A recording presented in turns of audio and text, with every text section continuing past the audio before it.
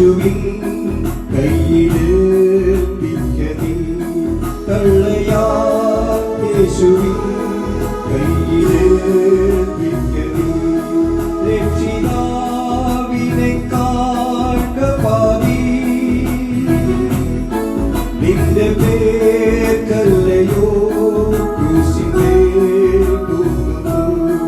നിന്റെ പേർക്കല്ലയോ ക്രൂശിന്മേൽ തൂങ്ങുന്നു.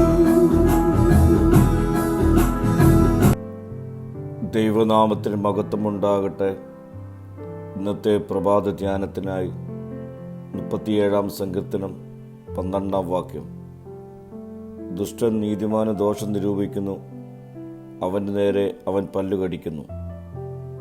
ദുഷ്ടന്മാരുടെ ദ്രോഹവും കോപവും അവരുടെ പദ്ധതികളെക്കുറിച്ചുള്ള ദൈവത്തിൻ്റെ പൂർണ്ണമായ അറിവ് ദുഷ്ടന്മാരുടെ ആത്യന്തിക പരാജയവും നീതിമാന്മാരുടെ അന്തിമ വിജയവുമാണ്. ദുഷ്ടന്മാർക്ക് നീതിമാന്മാരുള്ള ആഴത്തുള്ള ശത്രുതയെ ഈ വാക്യമെടുത്ത് കാണിക്കുന്നു. ദുഷ്ടന്മാരുടെ ഗൂഢാലോചനകളും പ്രവൃത്തികളും ഒടുവിൽ തിരിച്ചടിക്കും. അവരുടെ സ്വന്തം ദുഷ്ടപദ്ധതികൾ അവരുടെ നാശത്തിന് കാരണമാകും. അവരുടെ ആയുധങ്ങൾ അവർക്കെതിരെ തന്നെ പ്രയോഗിക്കപ്പെടും.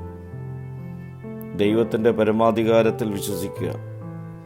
ദുഷ്ടന്മാർ ജയിക്കുന്നതായി തോന്നുമ്പോഴും ദൈവത്തിൻ്റെ നിയന്ത്രണത്തിലാണ് സകലവുമെന്ന് നാം വിശ്വസിക്കണം.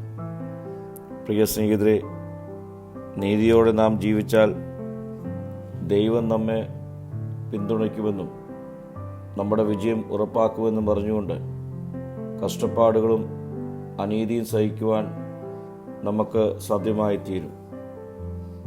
ദുഷ്ടന്മാരുടെ ശ്രമങ്ങൾ വ്യർത്ഥമാണെന്നും അതവരുടെ നാശത്തിലേക്ക് നയിക്കുമെന്നും തിരിച്ചറിയുമ്പോൾ ദുഷ്ടതയുടെ മധ്യത്തിൽ നീതിയോടെ ജീവിക്കുവാൻ നമുക്ക് സാധിക്കും. പ്രാർത്ഥിക്കാം. കർത്താവേ, ദൈവത്തിൻ്റെ നീതി വിജയിക്കുമെന്നും ദുഷ്ടന്മാർ ദൈവിക ന്യായവിധിയിൽ അകപ്പെടുമെന്നും തിരിച്ചറിഞ്ഞ് ജീവിക്കാനുള്ള കൃപ ഈ നാളുകൾ എനിക്ക് നൽകണമേ. മഹത്വം നീ എടുക്കണം. യേശുവിൻ്റെ നാമത്തിൽ തന്നെ. ആമീൻ.